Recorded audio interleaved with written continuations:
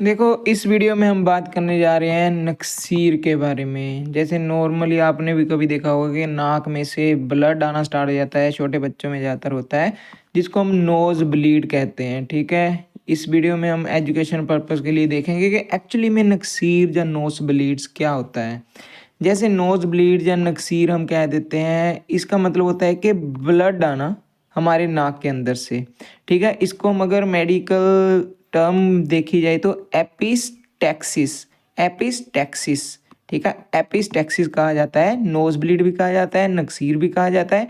अगर medical scientific term की बात करें, एपिस्टैक्सिस। तो इसके कॉमन कोज जो होते हैं, या तो ड्राई एयर, ठीक है, ज़्यादातर अगर ड्राई एयर में रहें तो हमारी नक्सीर हो जाती है। ठीक है, ब्लीड आना स्टार्ट हो जाता है।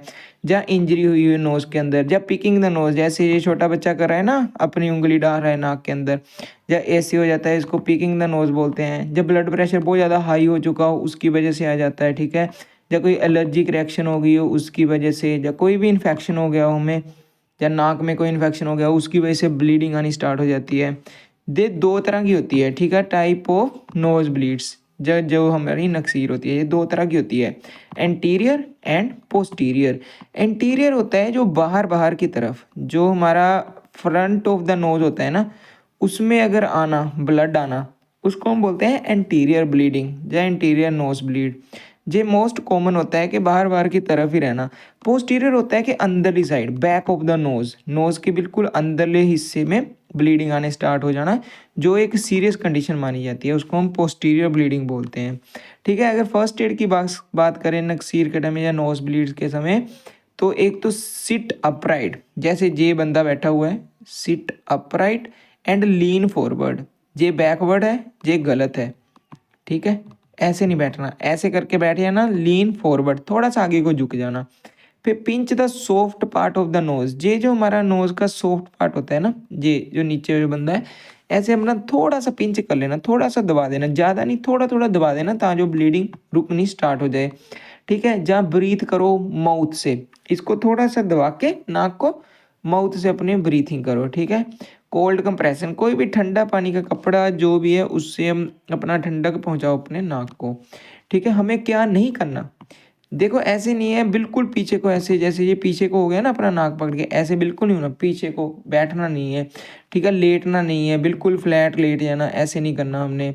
Do not blow nose immediately, ऐसे जैसे नाक को अपने बंद ही कर लिया ना पूरा इसने, ऐसे बिल्कुल बंद नहीं करना अपने नाक को, ये चीज़ें हमने नहीं करनी।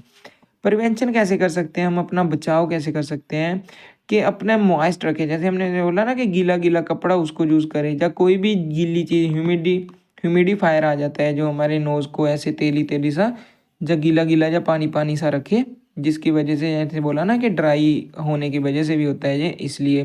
फिर नोज़ पिकिंग, के नाक में उंगली बिल्कुल नहीं डालनी। ठीक है, नोज़ पिकिंग नहीं करनी, अवॉइड करें नोज़ पिकिंग। अपने ब्लड प्रेशर को कंट्रोल रखें। ठीक है, ब्लड प्रेशर कंट्रोल होने की वजह से भी अपनी नक्सीर सेटिंग हो जाती है।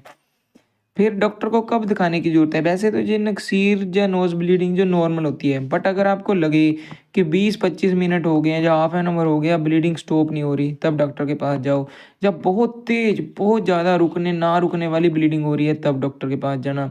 या कोई भी सीरियस इंजरी है, जब सीरियस इंजरी है तब तो डॉक्टर के पास जाना ही जाना है। ठीक है, फिर कंक्लूजन यही है कि ये कॉमन ही है। ठीक है, नॉर्मल होता है, हार्मलेस इतना नहीं होता, अनटिल अनलेस ये वाली कंडीशन हो के डॉक्टर को दिखाना पड़ जाए। तो अगर प्रॉपर हम इसको प्रिवेंट करना है, तो प्रॉब्लम जैसे हमने पिछली स्लाइड्स में पढ़ा है कि कैसे कर सकते हैं, अगर उससे हो रहा है बेनिफिट, अगर नहीं हो रहा, रुक रही है ब्लीडिंग, तो डॉक्टर के पास जाना है। तो ये था आज हमने जो पढ़ा, नक्सीर, नोज़ ब्लीडिंग।